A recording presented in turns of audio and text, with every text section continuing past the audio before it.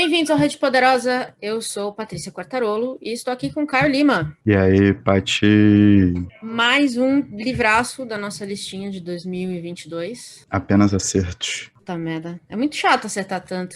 Tem um Tô cara que diz que chateadíssima. nunca errou, né? Tem um cara que diz que nunca errou. Pô, tá foda não falar Vamos mal de nós. livro assim. Tá muito bom. Isso porque o nível de previsibilidade nosso já tá dado, assim, né? Exatamente. Estamos cumprindo e suprindo expectativas criadas pela gente desde setembro do ano passado. Então é maravilhoso. Pois muito bem, esse livro é tão denso, tão intenso, tão maluco, que a gente não podia falar dele só a gente. Não. Aí eu resolvi convidar uma pessoa que tá comigo desde o começo da pandemia, me dando esporro desde o começo da pandemia.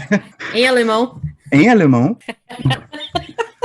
Porém, se não fosse por ela, não estaria fazendo alemão. Então, é uma relação dialética igual à do livro. Gisele Eberspecher, por favor, adentre nessa sala. Muito bem-vinda. Muito obrigada. Eu queria dizer que nem é tanto esporro assim. Antes que achem que eu sou tão malvada assim, é mentira. É só que o Caio é um péssimo aluno. Fala a verdade, é isso, a gente já sabe. Não, eu nem dou esporro em ninguém, nem nos alunos péssimos. Fake news. Você viu que ela não desmentiu que você era um péssimo aluno, ela desmentiu que ela não dá esporro. Eu quero que fique reforçado isso aqui, porque ele veio pra esse podcast hoje sem nenhuma anotação. A gente tá aqui falando, não, eu fiz aqui umas anotações, eu tenho perguntas. A gente falou, não, eu estudei a estrutura do livro, Caio, então eu tô segurando uma borracha. Então, assim, é isso aqui o ritmo. É o mesmo clima que eu vou pras provas de alemão, entendeu? Eu não consegui desvencilhar toda essa fase da minha vida. É uma experiência holística o que tava acontecendo aqui. Holística, pois muito bem. Hoje nós vamos falar sobre Os Despossuídos, da Ursula K. Le Guin, que saiu aqui no Brasil pela editora Aleph e com a tradução da Susana L. de Alexandria. O livro originalmente foi lançado em 74 e venceu uma pancada de prêmio, né? A gente tá falando Nébula no ano do lançamento, o Hugo, o Locus no ano seguinte, e eu acho que reforçou a fama da Ursula como uma grande autora de ficção científica. Falando especificamente do livro, Caio, sobre o que é Os Despossuídos? Cara, Os Despossuídos faz parte de uma série de livros que eu acho que não chegou totalmente aqui no Brasil ainda. Infelizmente, né? A obra dela já deveria estar integralmente aqui. Faz tempo, hein?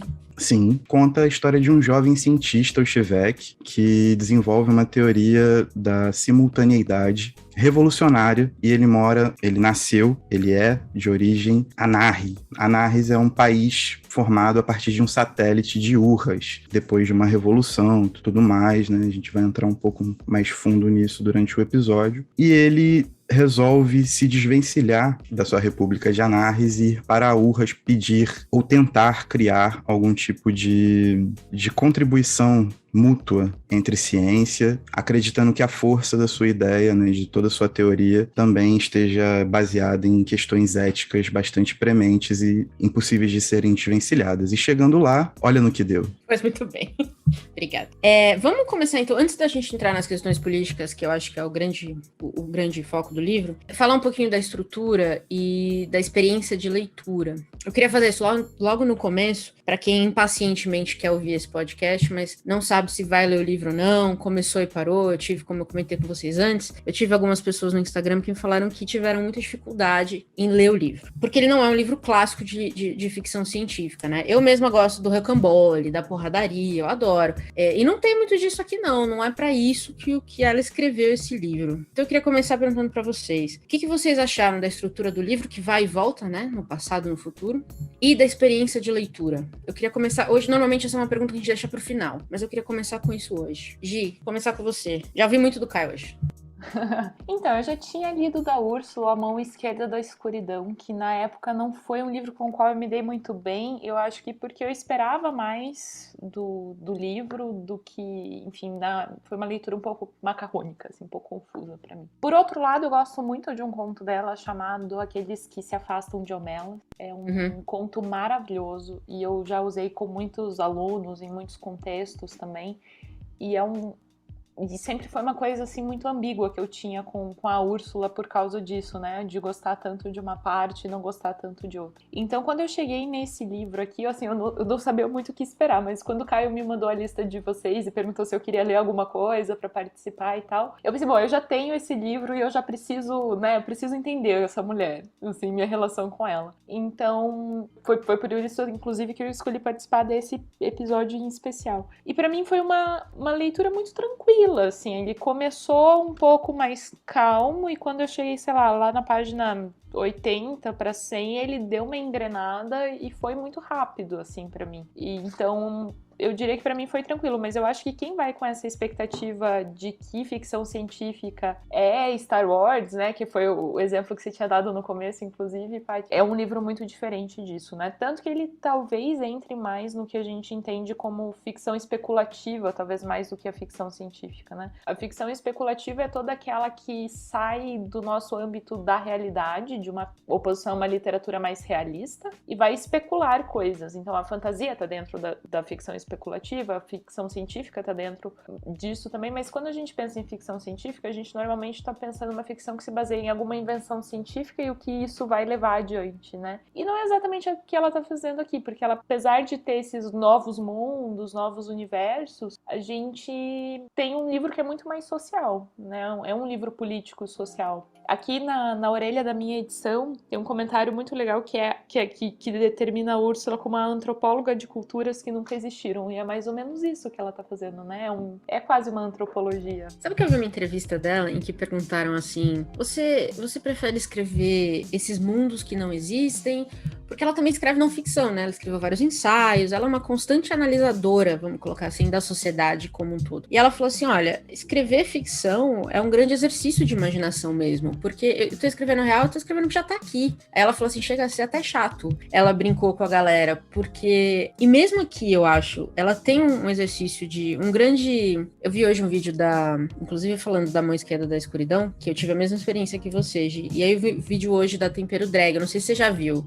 Ela lançou acho que faz uns 3 dias esse livro, o vídeo falando desse livro, e ela comenta um pouco sobre essa construção de mundos e ser um grande exercício de e se. E eu acho que Os Despossuídos é exatamente isso, né? É um grande exercício de e se, o que não é fácil de fazer, mesmo usando a realidade como base, né? E ela tem uma coisa muito interessante nesse livro específico, porque ela não só constrói um mundo, ela constrói 2, né? O que a gente tem aqui? A gente tem uma estrutura muito clássica, usada em muitos desses livros, que é a figura do estrangeiro que chega num lugar novo e a partir disso a gente constrói o mundo. Então a gente já tem essa estrutura em Utopia, do Thomas More, que é de 1500 e pouco, por exemplo, que é quando a gente tem essa personagem que vai e vê o mundo tecnicamente ideal para aquela corrente, para aquele momento, né?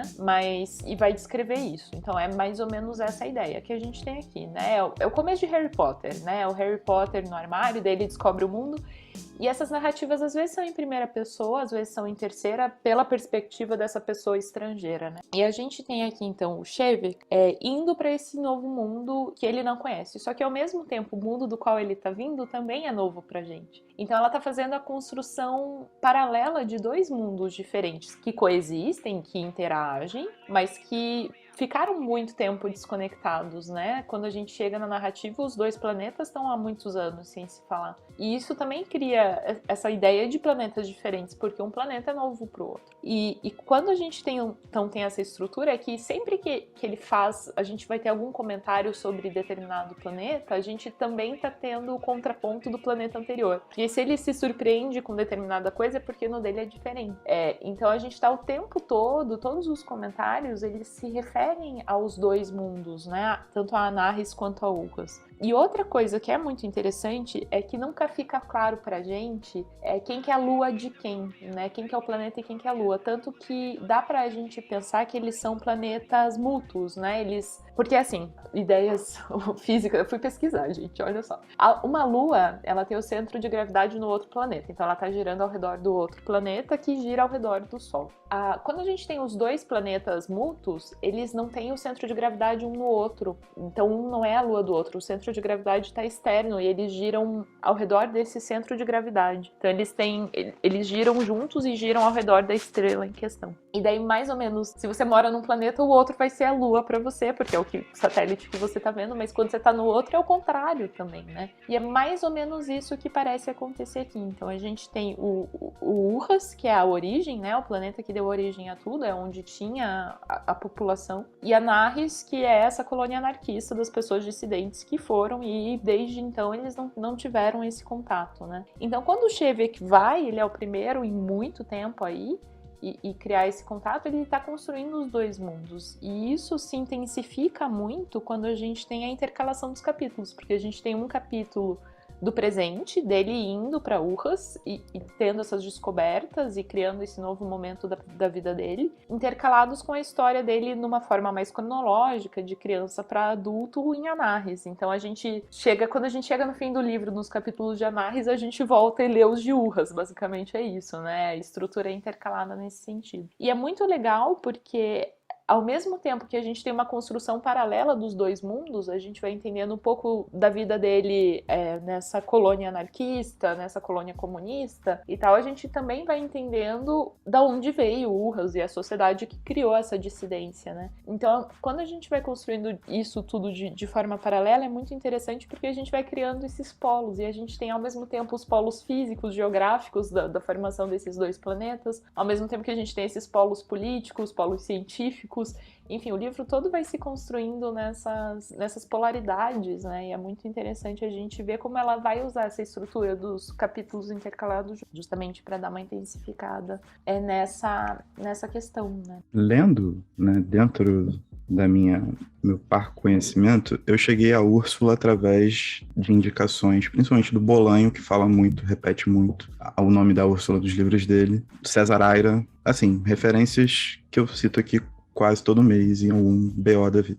Então, quando a gente foi selecionar, eu já estava hypando muito o livro. E o que eu achei muito interessante da Úrsula, como experiência de ficção científica ou especulativa, né, uma está inserida na outra, é que a Úrsula trabalha a literatura como um polo de criação, de experiência. E a teoria da simultaneidade, qualquer teoria física, antes ela é uma ideia. Você vai tentá-la realizar de forma material, e para isso você vai utilizar todos os recursos matemáticos, físicos, químicos, biológicos, para torná-la material. O que eu acho muito interessante é que essa interpolação de capítulos e o Chevek sendo o centro dos dois mundos, né, como se os dois satélites ou os dois mundos por si só, porque eles trocam de posição o tempo inteiro, girassem em torno da personagem que tenta fazer esse elo, é que ela recria a própria experiência da teoria da simultaneidade na linguagem, sacou? Então, tipo, eu acho que isso foi... Quando eu consegui pegar isso já tinha passado, sei lá, da página 100, porque eu vou lendo, tipo, meu ritmo de leitura não tá dos melhores, mas quando eu consegui pegar essa ideia, pra mim foi, tipo, boom. Eu não consegui mais soltar o livro, e aí, tipo, eu li e reli a parada, porque já se tornou uma das queridas aqui de casa, assim, acabou, tá ligado? Não tem muito o que falar. Pra mim, o podcast acaba aqui, vocês podem ficar discutindo e tal, já tá dado, entendeu? Ela consegue recriar a própria teoria física proposta pela personagem na forma que ela escreve a parada. Então, tipo, como experiência de literatura por si só, isso é um bagulho absurdo, sacou? E aí, se você colocar a forma como ela vai abordando e vai criando uma teoria geral para cada uma desses polos que ela apresenta, né? Principalmente o polo de Urras e Anarres, mas ainda tem menções e tem passagens em que você é levado para outros mundos, né? Tem Tu, que seria a experiência do socialismo real, né? Tem os Tarranas, alguma coisa assim, que seriam os terráqueos, né? Tipo, a gente, assim. E tem uma outra sociedade que é super avançada, que trabalha na escassez, que aparece lá no finalzinho do livro, né? Tá toda ferrada já. Então, tipo, ela ainda dá esses pontinhos, mas é isso, tipo, eu acho que tem toda uma experiência de leitura verdadeira. Isso é completamente absurdo, ainda mais vindo dos Estados Unidos, assim, tipo, que tem tanta implicância. E da década de 70, que quando a gente não tinha grandes vozes, vamos dizer assim, discutindo não só colocando essa coisa metafísica do livro, né, de criar uma teoria e depois montar um livro em cima dela, mas falando de conceitos como anarquismo, capitalismo, socialismo dentro da ficção científica ou especulativa. Então ela traz isso, 3 conceitos, acho que são os mais fortes, né? A gente tá, como eu falei, anarquismo, capitalismo, socialismo. Então ela passa o começo do livro quase que explicando um pouquinho como é que isso se traduz nessas sociedades. Então a gente tem o anarquismo, que a gente falou, é Anarres, a gente tem o capitalismo, é o grande centro de Urras, exceto Tu, que é um país socialista, que está em guerra, ou seja, também aqui tem a grande influência da Guerra Fria, que é o grande país capitalista e o grande país socialista, em termos, estão num quebra-pau terrível, ou seja, Anarres está em paz, mas estagnado, Urras está em guerra e completamente dividido. Como é que vocês viram a criação, a construção desses 3 conceitos no livro? Eu acho que a Úrsula, além de tudo, ela teve uma visão muito interessante, porque ela tenta condicionar a ficção dela a questões materiais. Então, tipo, a busca de contato do Šivek, um cara Anarre, com uma sociedade como Urras, parte muito do princípio de uma estabilização e de uma estagnação, de uma revolução, né, que ele é ensinado desde crianças que seria um movimento constante, porém, mesmo não sendo uma sociedade hierarquizada ou qualquer coisa do tipo, essas instituições chegaram em momentos muito pragmáticos de produção, como com a parte da universidade, em que sugaram todos os trabalhos do Šivek, por exemplo, e ele não conseguia avançar com a teoria da simultaneidade, que faz com que ele dê esse passo de comunicação. Mas a gente acaba descobrindo no livro que as relações de trabalho, apesar de serem muito diferentes de Urras, ainda assim não são relações perfeitas de trabalho, né? Quem trabalha no campo, por exemplo, como a Takver, que é a companheira do Šivek, tem períodos de trabalho e diferenças de trabalho por si só que são extremamente desiguais a pessoas como Šivek e seus amigos, que são caras formados para a universidade, para as ciências. Isso não conseguiu ser exatamente equalizado por conta da escassez, né?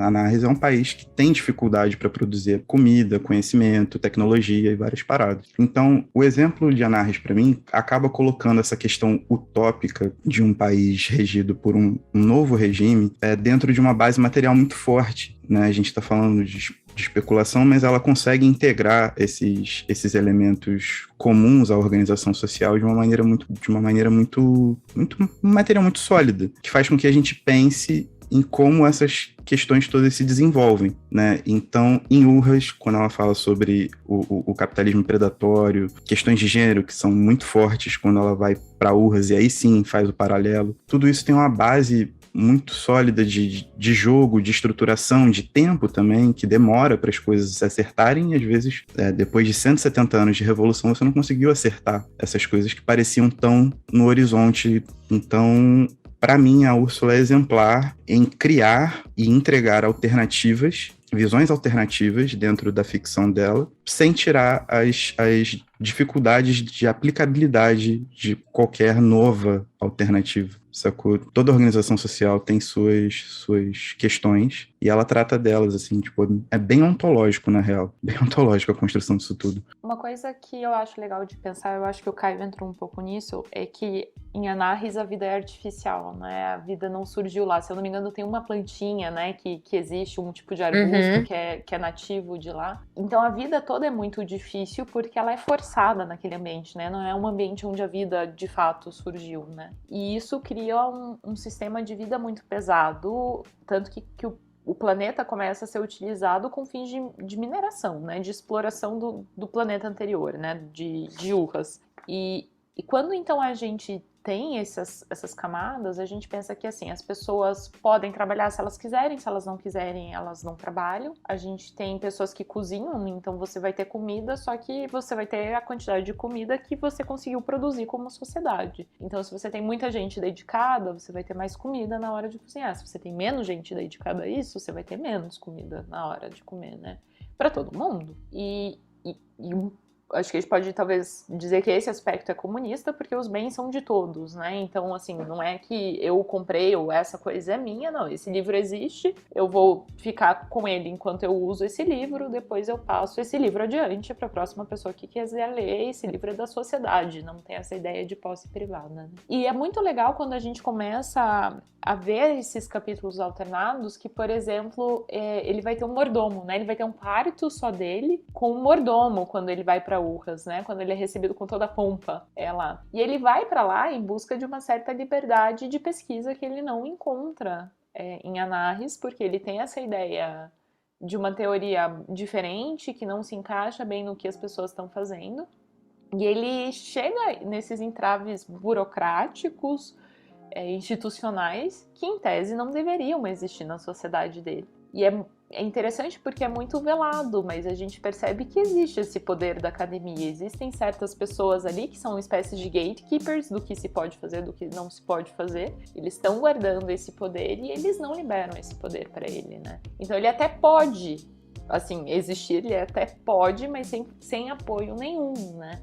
Então é uma pressão institucional muito grande para que ele não faça o que ele faz. Então ele é muito interessante porque daí ele vai em busca da sociedade capitalista, que é onde, em tese, você tem essas liberdades de fazer o que você quiser, né? Já que o sistema dele não permitiu ele fazer o que ele quiser. Só que a verdade é que ele não se toca num primeiro momento, mas eventualmente ele se toca que ele também não pode fazer o que ele quer naquele outro sistema, né? Então é um tanto pessimista a gente ver como a Úrsula também vai construir isso, né? A gente não tem uma solução fácil pro problema dele. Tem uma questão muito, muito interessante para mim de Anarres, que existe essa ideia, né, de que a anarquia é essa bagunça, o povo acha que é festa, é bomba, tiro, porrada e bomba, mas no outro sentido. E Anarres não tem na sua estrutura política os 3 pilares principais que a gente imagina no governo, né? Não tem Estado, não tem organização religiosa e não tem propriedade privada, o que se reflete na língua, né? A língua não tem pronome possessivo, então você nunca vai poder dizer esta é minha casa. Você vai dizer, essa é a nossa casa, ou alguma coisa similar a isso, mas não existe nada meu, não existe nada seu. Mas o que acontece em torno, então, porque o humano não deixa de ser humano, é que o julgamento social passa a ocupar certos espaços, ou pelo menos essa foi a minha interpretação, que você vai trabalhar não porque você reconhece que é justo para a sociedade, mas porque senão sua vizinha você vai ser julgado, você vai ser ostracizado, talvez, você vai ser mal visto. O julgamento social passa a ocupar, né, de novo, a meu ver, um papel muito mais relevante do que deveria numa sociedade, né, de julgamento mesmo, quem você é e de te dizer quem você é ou quem você deveria ser. Esse é um julgamento justo? Vocês tiveram a mesma impressão ou algo similar assim? Sim, eu tive essa sensação, tanto que chega num momento em que ele tá meio entravado com a pesquisa, não tá conseguindo render, não tá fazendo muita coisa, que ele acaba indo trabalhar num espaço de trabalhos mais braçais, meio que para compensar a sociedade, assim, meio que para se encaixar. E eu acho que perpassa uma questão não de um julgamento moral de uma pessoa específica que vai lá e fala pra ele, você não tá fazendo nada de útil, vai fazer alguma coisa de útil, mas até mesmo um julgamento moral dele próprio, de entender que talvez se essa minha teoria não tá sendo aceita, porque talvez eu deveria fazer alguma coisa mais útil na sociedade, se eu não posso fazer isso, né, que é um julgamento do próprio indivíduo, né, mas eu acho que existe muito essa coisa de a gente tá tentando fazer uma sociedade funcionar num planeta inóspito, né, então você tem que fazer alguma coisa pra gente funcionar, né, senão você é um peso, né, porque a gente vai ter que te dar comida, porque a nossa base é essa. Esse é o exemplo que me veio na cabeça também, quando ele começa a questionar se a ciência dele é o suficiente. O que também não deixa de ser um questionamento que se tem no mundo capitalista. E eu acho que é muito importante que o Chevèque é um cientista para essa história. Não só porque, óbvio, né, ele vai criar a teoria que vai guiar o livro, mas porque, que nem você falou no começo, né, Gi, que Anarres e Urras têm uma relação estritamente comercial. Não tem mais nada entre eles ali, e é isso que ele quer resolver. E aí ele quer compartilhar a sua teoria porque ele acha que a ciência é para todo mundo. Então, a ambição dele é essa, né? E aí a mensagem, me parece ser também no livro todo, é que a ciência não pode servir a interesses individuais ou privados, nem que isso sirva ao próprio cientista. né? Eu acho que ai, esse livro foi um boom na minha cabeça, porque cada hora que eu li uma parte eu tinha novas ideias e aí eu precisava de um tempo para pensar em tudo certo. Então assim, nem se for o melhor para ele, esse conhecimento tem que ficar para ele. E aí ele finalmente entende isso, que a teoria e assim ele vai entender por momentos muito específicos e tensos, mas ele vai entender se a ciência é para todo mundo, ele começa a questionar o que ele mesmo ouviu. Se a ciência é para todo mundo, então você tem que dar para todo mundo. Ela não é privada, ela não é individual. E aí eu acho que no final a gente também, mais do que a questão política para mim, foi muito essa questão do peso da ciência e da importância dessa não individualização ou privatização do conhecimento. Vocês ficaram com essa mesma impressão? Sim, mas eu acho importante também é que toda essa discussão sobre a ciência e o uso da ciência quando é perpassado dentro dessa lógica, né, entre Anarres e Urras, porque o centro econômico de Urras é a cidade de Aiou, alguma coisa assim, certo? Uhum. Seria como se fosse o grande centro da parada. E é interessante porque existem uns easter eggs no livro que, para mim, eles são muito importantes em relação ao tratamento dessa ciência e de como ela corta essa questão ética, econômica, inclusive geográfica. Porque em algumas passagens do livro, a Úrsula faz questão de mostrar que existem outras repúblicas que servem também como... são colonizadas. Ela cita até o exemplo de Belém, que parece muito com uma organização tomou um golpe militar, que parece uma democracia, talvez a América Latina inteira naquela época, né? Dada as alternativas que o livro vai colocando pra gente sobre como a ciência deve ser manipulada, fica cada vez mais claro que existe um centro de controle da ciência em Urras que... Como é que eu vou desenvolver isso agora? Porque eu pensei nisso exatamente agora. Essa é a ideia desse podcast, é por isso que eu gosto de falar de livro. Sim. Porque vira e mexe, vocês estão falando, eu tô... É isso, cara. Mas vai na fé, vai na fé. Mas a grande questão é que existe um centro colonial da ciência também, sacou? A ciência como método de subjugação não só de outros mundos, mas do próprio mundo, pode crer? Eu acho que isso varia muito em relação, tipo, ela escreveu esse livro não pensando exatamente, mas lançou ao final ali da guerra do Vietnã e isso existiu como um protesto sobre como as tecnologias iam sendo empregadas na guerra, tecnologias completamente novas e mortais, de ataques químicos, né, cara? O napalm, toda essa questão que a gente vê de maneira muito, muito explícita em algumas fotos e alguns documentários. Então, acho que existe muito essa questão ética, não só por... Quando ela vai falando da liberdade que o Chevèque procura, a liberdade de Chevèque ele procura num centro... Eu vou falar da minha formação, no centro de controle econômico, né? No centro de controle de capital, sacou? Depois ele acaba percebendo qual é a da parada e tal, beleza, tudo certo, mas durante boa parte do livro, essa ideia dele, quando ele vai procurar esse centro, quando ele vai procurar Urras, ele não tá procurando necessariamente Urras, ele tá procurando um centro do capital, sacou? Eu acho isso muito interessante, essa dinâmica e como ela coloca isso como um easter egg dentro de várias passagens do livro, porque ela fala desse centro colonial muito forte, saca? Eu acho isso,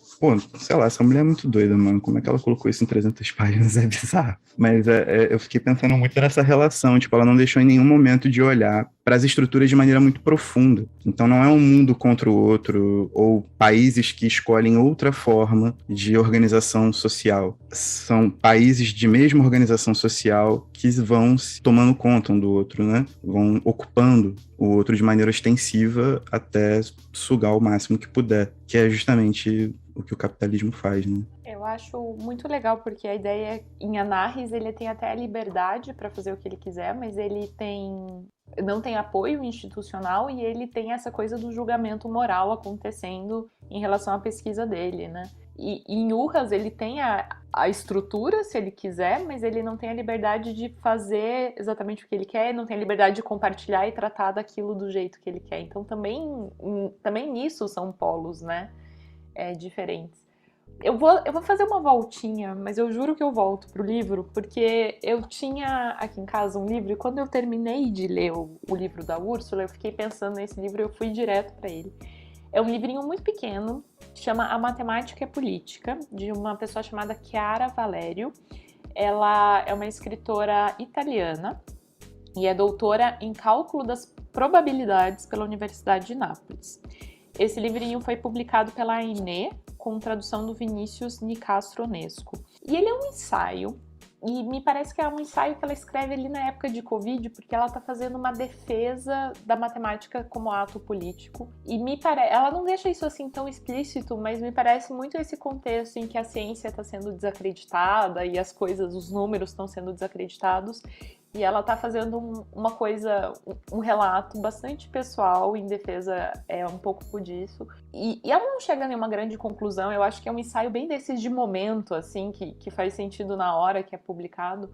Mas ele é um livrinho muito legal porque ela vai falar muito sobre isso. A matemática é uma linguagem, a ciência é uma linguagem, e não existe isso de matemática ou ciência neutra, porque tem alguém fazendo por trás. Então a gente cria a linguagem da matemática, a gente cria metodologias científicas, mas isso tudo está refletindo certo momento, certo pensamento, certo objetivo, certa coisa. Então quando a gente lê números, quando a gente interpreta números, a gente está fazendo isso de maneira política.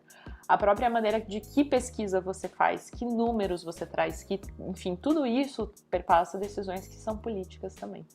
E eu acho que tem um pouco a ver com o nosso livro, da Úrsula, porque é um pouco como a teoria que ele está propondo também é política, mas como a maneira com que ele quer lidar com isso, porque para ele parece ser importante que isso se abra e tenha uma reverberação, né? Que isso deve ser público, porque é o jeito dele de pensar, né? Do lugar onde ele veio, tudo é de todo mundo, então como que assim, eu vou fazer alguma coisa? Sei lá, se a pessoa faz comida e a comida é de todo mundo, se a pessoa fez um cobertor e o cobertor é de quem está com frio, por que eu vou fazer ciência? Essa ciência vai estar fechada e vai ser incompreensível. Não, essa ciência tem que ser de todo mundo. Como as outras coisas, né? Então, quando ele se dá conta disso também, né? Então é um livro que eu acho que perpassa tudo isso também, né?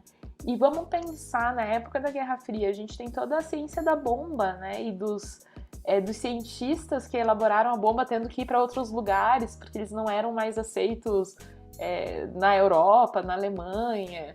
E tudo bem que isso alguns anos antes de quando ela escreve, mas ela está escrevendo no ápice do resultado disso tudo, né? Então eu acho que está muito, muito envolvido. E eu acho que eu dei uma volta não tão grande assim, cheguei, né? Voltei. Não, perfeito. O que me fez pensar também no pós-guerra, da Segunda Grande Guerra, da caça dos americanos a trazer os cientistas alemães para os Estados Unidos, né? Essa história, aquela história que os próprios americanos não contam mais, mas eles foram atrás de anistiar esses cientistas porque eles queriam esse conhecimento. Eu acho que ela tenta responder uma grande pergunta que eu sempre penso que a ficção faz um pouco disso, que é quem deveria ter o poder e como a resposta disso muda tudo, né? Quando você chega na resposta, pode não ser nem um pouquinho o que você imaginava. Eu acho que é essa grande resposta que o Chevek chega, que é quem deveria ter o poder e como a resposta muda, ele realmente bate de frente porque quebra um monte do conhecimento da estrutura, né, mental sobre a qual ele foi criado. E aí tudo rui, tudo cai por terra. Inclusive, eu tinha visto em algum lugar que o Chevek foi inspirado no jovem Oppenheimer, né? Antes da bomba atômica. Voltam uns aninhos aí. Sim. E também é bom deixar avisado que ela estar tão inspirada pelo anarquismo, sendo uma estadunidense, não é nada incomum, porque a tradição anarquista dos Estados Unidos é muito, muito, muito, muito forte. Então ela voltou realmente num trabalho de pesquisa para poder criar toda a ficção especulativa que a gente vê nessa série como um todo, mas especificamente nos Despossuídos, onde o foco é muito forte. Então fica aí a dica. Uma pausa nesse episódio para te contar umas coisas muito legais. Você sabia que o Rede Poderosa tem um site? No www.centralredepoderosa.com.br você encontra as referências de tudo o que falamos nos episódios e a lista completa das recomendações dos BOs. No Spotify e no Deezer você também pode acompanhar a playlist Rede Poderosa Modo Shuffle, com as músicas que usamos nos episódios e também o que recomendamos nos BOs. Ouvindo os nossos episódios pelo aplicativo Orelo, você nos ajuda a remunerar toda a cadeia de produção que traz cada episódio para você. É só baixar o aplicativo e buscar por Rede Poderosa, e o aplicativo é gratuito. Por fim, você pode nos seguir no Instagram, no @centralredepoderosa, para saber tudo o que está para sair, ver os posts especiais que eu e o Caio preparamos toda semana, e ainda teremos uma caixinha de pergunta toda terça-feira para você comentar e perguntar o que quiser. Nós responderemos e comentaremos os envios nos episódios do Chá Revelação. E agora, de volta à programação normal. É um bom comentário, linka com uma referência que eu queria trazer também de uma entrevista que eu vi dela. Ela cita o Paul Goodman, que é um escritor anarquista bem reconhecido, e ele tem uma frase que, nas minhas pesquisas, eu acho que resume totalmente eu odeio essa palavra, mas eu vou falar, a jornada do Shevek. Eu vou ler rapidinho, que é o seguinte: profissionais se radicalizam quando tentam seguir suas profissões com integridade e coragem. Essa profissão é o que eles conhecem e com que eles se importam, e descobrem que muita coisa precisa mudar. Pra mim, eu tava procurando algumas coisas sobre ele, e eu li isso, eu falei, é isso aqui que acontece, é literalmente o que acontece com o Shevek. É como se ela tivesse pego essa frase e falasse, beleza, então vamos colocar um cientista nessa situação. Ele percebe que alguma coisa tem que mudar em Anarres, ele vai pra Urras. E aí ele chega em Urras e ele fala, bom, alguma coisa precisa mudar aqui também. E aí ele vai se radicalizando cada vez mais. E essa não sei nem se a gente pode dizer radicalização, mas eu meio que senti que foi isso. Mas foi aos poucos. E eu sinto que é muito como essa radicalização acontece. É cada porrada que você toma que você não espera,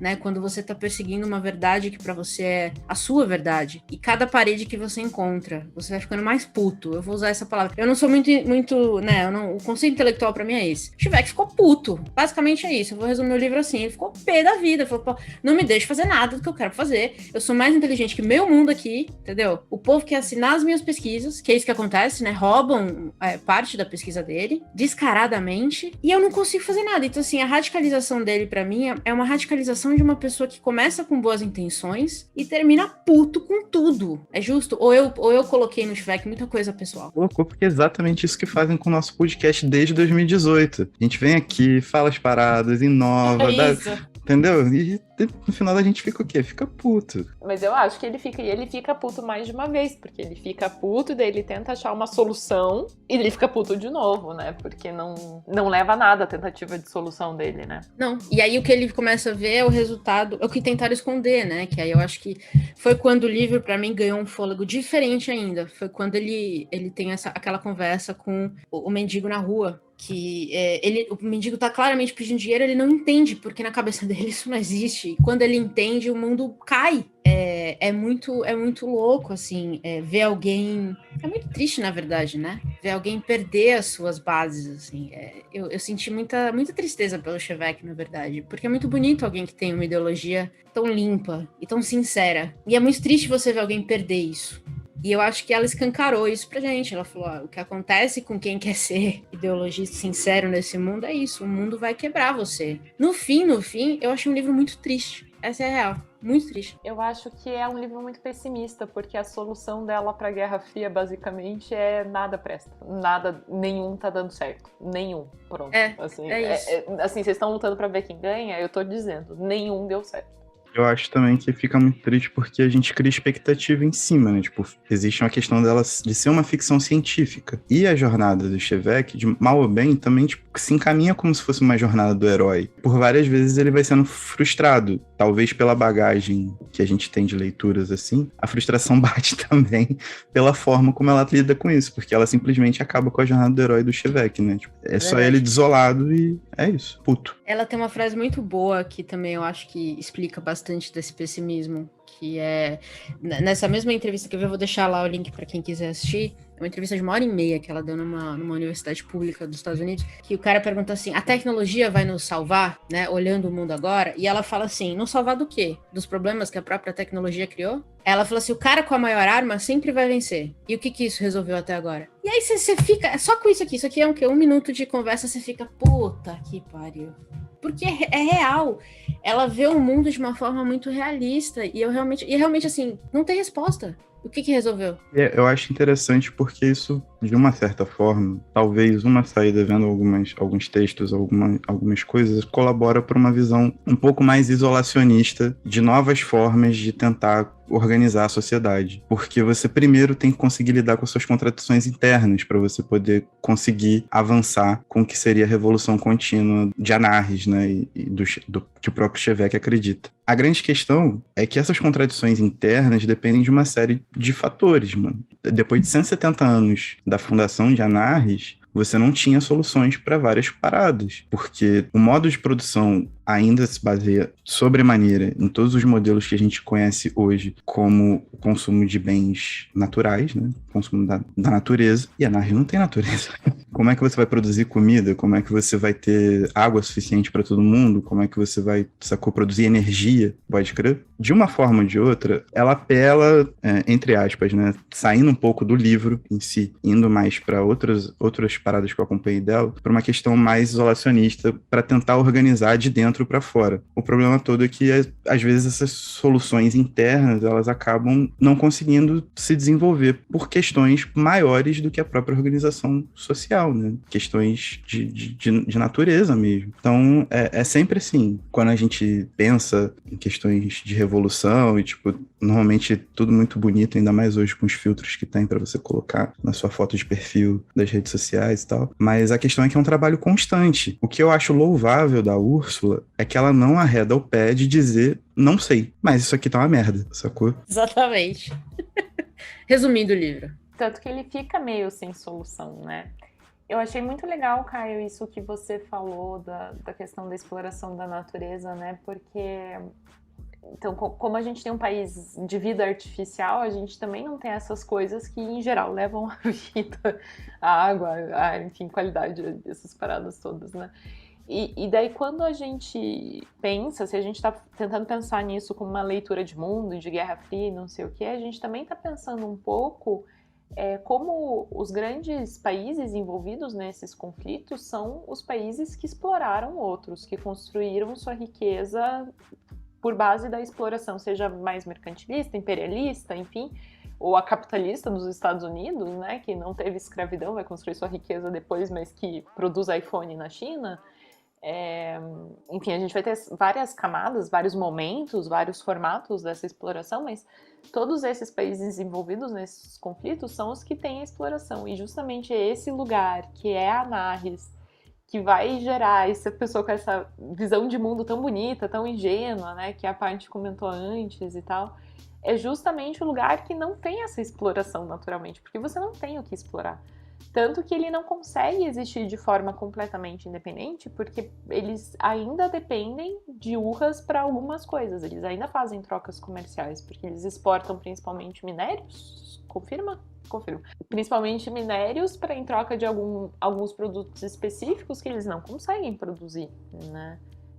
E alguma troca de conhecimento muito, muito eventual, muito particular, né?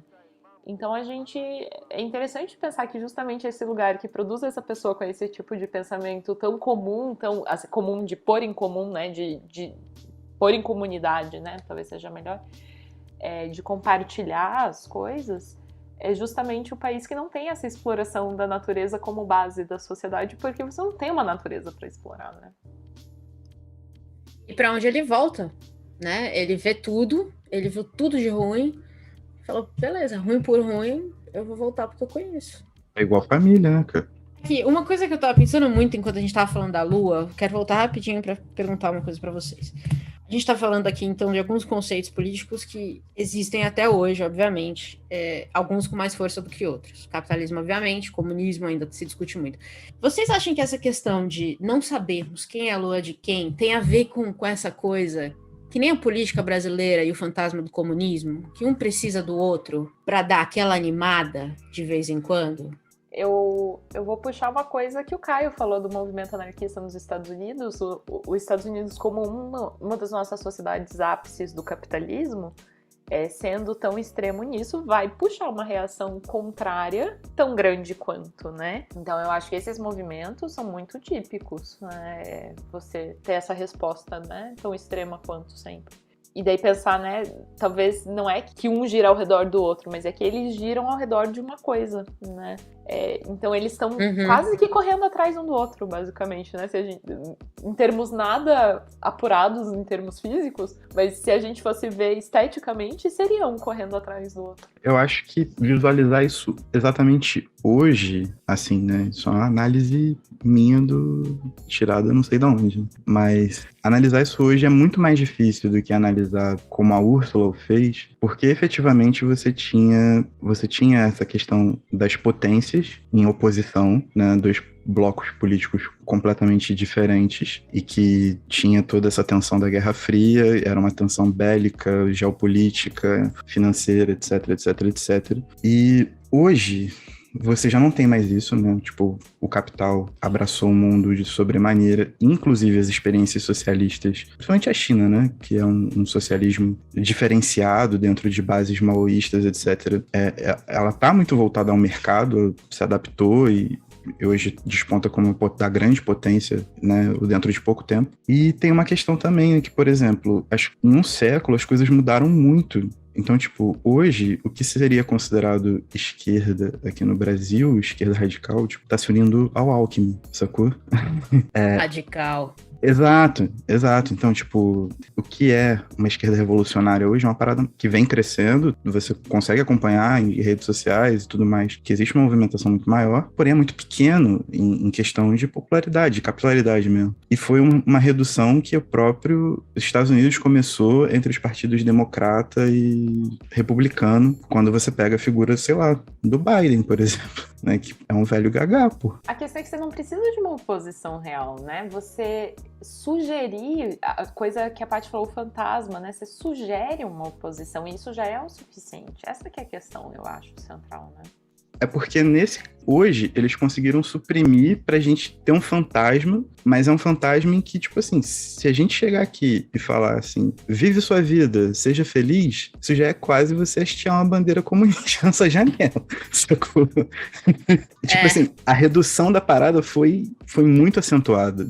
Da época da Úrsula, que a Úrsula escreveu o livro, da época em que os anarquistas eram importantes, que faz um século e um cadinho, da época que a Úrsula escreveu o livro, na Guerra do Vietnã, 50 anos atrás, por aí, e hoje, tipo, são intervalos de tempo muito curtos, com achatamento dessas diferenças muito grandes. E eu acho curioso a gente pensar que, no caso do livro, o Chevèque, ele não consegue fazer a pesquisa num lugar, ele enfrenta problemas, ele vai para outro tentar fazer a pesquisa, e os problemas são diferentes, mas ele não consegue fazer a pesquisa em nenhum lugar. Essa que é a questão, né? Então é muito interessante porque ela está dizendo são diferentes, são opostas, né, num sentido. Os problemas que ele tem são diferentes, mas nenhum resolveu o problema, ele não conseguiu. O resultado é igual, o resultado é ele não consegue fazer a pesquisa dele em lugar nenhum. Então, que é um pouco como essas duas sociedades levadas aos extremos não funcionam, igualmente não funcionam. É porque o que tem em comum em tudo isso é o homem, né? Acho que a gente esquece de contabilizar que o ser humano é falíssimo e as falhas são intrínsecas, independente da ideologia ou da estrutura de poder. Porque assim, num país, num planeta você tirou o governo, tá ruim. No outro tem um super governo, em tu, é um governo bem centralizado, tá ruim. E não é um governo capitalista, e tá ruim. Então assim, o único ponto comum ali, e eu vou pôr, obviamente que ela não usa o humanoide, mas é uma pessoa que tá ali envolvida. Então, assim, o único ponto comum de tudo que tá ruim, como eu sempre falo, são as pessoas. Acho que a gente resolveu uma grande questão aqui, basicamente é essa. Se tirar as pessoas, tudo tá bom. A terra fica boa. Pensa, a terra funciona, fica limpa, os animais vão dar um jeito, as plantinhas limpam o ar. Olha, vai pensando, as continhas vão fechando, entendeu? Eu não sou uma grande matemática, mas não sei. Quando eu deixei a ponta solta lá atrás, que eu falei das colônias e tudo mais, eu acho que isso é muito representativo de que a Úrsula se baseia justamente nas 3 formas hegemônicas de organização social do século XX, né? O anarquismo, o socialismo e o capitalismo. Porém, existem diversas organizações sociais e existem diversas referências de pensadores terceiro-mundistas que conseguem conjugar isso e apresentar novas alternativas, sacou? Então, assim, ao mesmo tempo em que a Úrsula ela soa tão real, tão factível dentro da especulação dela para uma macropolítica que a gente consegue enxergar muito bem hoje nos avanços que estão sendo feitos, guerra da Ucrânia, blá, blá, blá, blá, blá, blá, blá, blá, eu acho que também esse livro é muito importante pra gente, enquanto brasileiro, latino-americano, sempre bom lembrar, terceiro-mundista, de que existem possibilidades alternativas de vida completamente diversas, plurais e com relações completamente antagônicas às baseadas hoje como hegemônicas no mundo, principalmente o capitalismo que tomou quase tudo. e que a gente precisa conhecer, senão a gente perde a fé no humano completamente, sacou? E a gente continua vivendo. Mal ou bem, a gente continua vivendo. Inclusive, no Brasil rolou o experimento da coluna Cecília, que eu não sei se muita gente conhece, no final de 1800, que era uma estrutura anarquista, anarco-sindicalista, que não durou muito, mas aconteceu. E aconteceu, e assim, dificílimo achar livros sobre isso. Eu sei que a Edra, se eu não me engano, tem um livro de contos anarquistas que é muito bom, mas sobre a coluna Cecília, especificamente, eu tive muita dificuldade em encontrar livros. Se alguém souber onde, por favor, me conta, se vocês verem em algum lugar. Tem o Miguel Sanches Neto, é um escritor aqui do Paraná, e ele atualmente é reitor da Universidade Estadual de Ponta Grossa. Ele tem um livro chamado Um Amor Anarquista, que conta um pouco a história da Colônia Cecília. A Colônia Cecília foi aqui no Paraná. E eu não vou saber muitos detalhes, eu não li o livro, mas a Alisson, meu marido, está sendo citado aqui, ele leu e achou legal. Então, uma opinião de segunda. Vou procurar.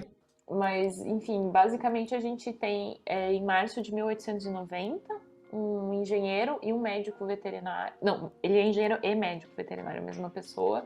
Vai ter outras 5 pessoas e eles vão tentar fazer essa experiência. Então, a colônia durou 4 anos, mas, enfim, eles contam as dificuldades que existiram e tal. Então, acho que é uma fonte legal, assim. Eu não sei dizer o quanto é pesquisa histórica e o quanto ele também dá uma leve romantizada ali. Né? Ele é um escritor de ficção, mas eu acho que vale a pena dar uma olhada. Eu queria fazer um pequeno adendo a uma outra coisa que a Paty comentou. Eu acho que a coisa da natureza, né? Às vezes a gente diz, quando tá falando da crise climática e tal, a gente fala, o mundo vai acabar, a Terra vai acabar. E eu acho que é um jeito de falar muito estranho, porque não é o mundo ou a Terra que vai acabar, é a gente que vai acabar. Os humanos, isso, é verdade. A Terra e a natureza e outros animais vão continuar existindo. Talvez não os mamíferos, por exemplo, né? Dependendo do grau da mudança climática, enfim. Mas, sei lá, a gente vai ter fungo, a gente vai ter inseto, a gente vai ter organismos que vão continuar vivendo, né? E que talvez se adaptem até melhor do que antes e criem novas formas. Mas a verdade é que é a gente que vai acabar, né? Não é o mundo. E eu acho que esse é uma coisa... Assim, um jeito de ver a situação que é diferente. Né? Eu acho que é sempre bom pensar na medida de tempo também, né? A gente fala que o tempo corre muito rápido e tal, pela forma de produção que a gente está colocado como sistema. Porém, a natureza faz as coisas de forma completamente diferente, né? Então, tipo, a evolução do primeiro aminoácido até chegar no ser humano durou milhões de anos, né? Existe toda uma captação temporal, de tempo e espaço, na verdade, que a gente não consegue levar em conta pelo modo como a gente vive. Mas, né, a gente só tá acelerando muitos processos, consumindo a natureza do jeito que tá, e no final é exatamente isso. Quem acaba é a gente, a natureza vai dar o jeito dela de se virar, ou vai virar tudo terra arrasada, né? Mas tá aí. Será que a gente encerra nesse tom otimista, então, para simular o livro? Eu tenho um pequeno comentário antes da gente encerrar, pelo menos, assim, não sei se chega a ser otimista, mas pelo menos é neutro. Uma coisa que eu fiquei pensando sobre o livro como nerd de letras, o Caio tá rindo porque eu falei neutro, uma coisa que eu fiquei pensando muito sobre o livro é a questão da língua, porque a gente tem então essa dissidência que vai para esse outro planeta e eles perdem contato. Então eles têm essa mesma língua de partida, mas a gente tem esses 2 lugares que vão desenvolver a língua de uma maneira diferente, inclusive para aquilo que acho que a Paty falou antes, de não ter o pronome possessivo, porque você não tem uso para aquilo na tua língua e aquilo desaparece da linguagem eventualmente, né? Mas uma coisa que eu, nerd de letras, eu gosto muito de pensar nessa coisa da função adâmica, né? É Adão que dá o nome para o que existe no mundo, na Bíblia.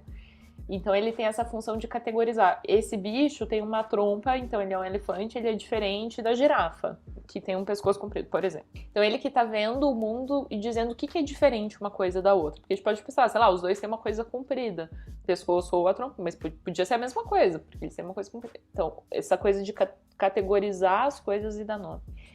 Que é uma coisa que existe muito na época da literatura de viagem. Quando a gente tinha os exploradores e naturalistas, eles estavam indo para a África, para as Américas, ir para esses outros lugares e vendo vários desses bichos e plantas que eles não conheciam, e é daqui que vem o sistema de nomenclatura da biologia, de espécie e tal, né?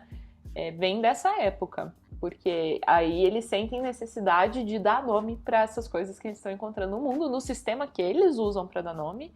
Óbvio que ninguém vai perguntar para qualquer povo indígena, qualquer povo natural desses lugares, dizer como que chama isso, e pronto, esse é o nome universal daquele negócio.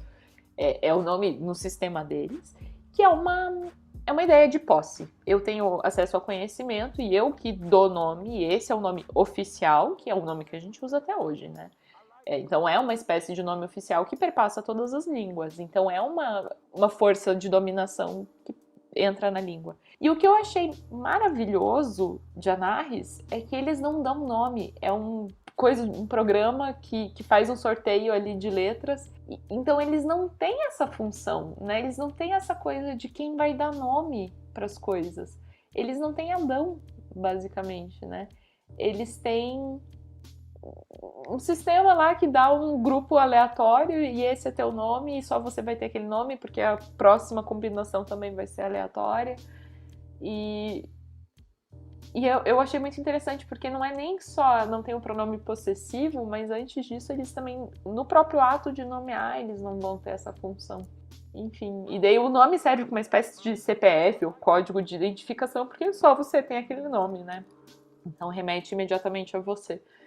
E era esse meu comentário nerd de letras. É muito bom isso, porque essa questão de descobrir coisas e nomeá-las pela primeira vez dentro do seu sistema também levou a gente a ter muitos sobrenomes usados na biologia, né? Virou uma questão que no livro seria o egoizar, né? O povo é meu, é tão meu que vai levar o meu nome. Vocês se virem para aprender a falar isso aqui. É uma ótima, muito bem observado. Não tinha pensado nisso ainda. A gente, o povo é muito... Olha, sério. De letras, né? Só uma pessoa muito esquisita pra perceber isso, mas... A gente tá aqui falando há 1 hora já, um pouquinho mais de 1 hora do livro, e a gente nem chegou, por exemplo, a falar de questões de gênero, que ela bota. Acho que a gente ainda podia destrinchar um pouco mais da política, mas é tudo isso pra dizer o seguinte: é um livro muito infinito. Eu imagino que cada vez que a gente relê, vai achar mais coisas para pensar e repensar e analisar e reanalisar e tudo mais. A Mão Esquerda da Escuridão, acho que é onde ela aborda mais a questão de gênero ainda do que aqui. Então, para quem tem interesse, eu acho que aqui ele talvez seja até mais relevante, porque é um exercício em que ela tenta tirar o gênero da conversa. Não dá muito certo, mas é uma tentativa louvável. E eu acho que esse aqui, o forte dele mesmo, é a questão política. Com isso tudo, eu não acho que eu preciso perguntar se vocês recomendam o livro, né? Acho que ficou claro que vale o maldito livro. É minha vez de citar uma entrevista com ela agora.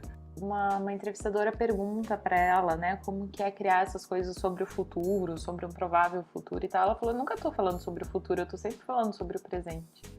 E é essa coisa de hiperbolizar certos aspectos e tirar eles do nosso contexto e colocar num contexto diferente que tem algo nesse processo que deixa eles muito mais evidentes pra gente, né? Eu acho que a narrativa dela faz isso. Ela pega questões do nosso universo, põe em outro lugar. Talvez um pouco mais exageradas, mas isso faz a gente entender melhor o que está acontecendo aqui e eu acho que faz muito sentido isso que você falou, da gente entender a nossa própria compreensão a partir disso, né? O que a gente estranha mais ou com o que a gente se identifica mais, né? O que a gente acha mais absurdo. Pois muito bem, eu acho que 1 hora de podcast falando de Ursula Le Guin não é o suficiente, mas eu também acho que 2 horas não vão ser o suficiente, eu não vou submeter as pessoas a isso. Porque a gente, no final das contas, é legal. Ou tenta ser. Mas eu queria encerrar agradecendo muito, Gi, a vinda. Trouxe física, foi estudar o que é a Lua. Acho que a pessoa que mais se dedicou ao episódio que a gente já convidou aqui. Trouxe referência de matemática. Assim, meu Deus. Obrigada demais.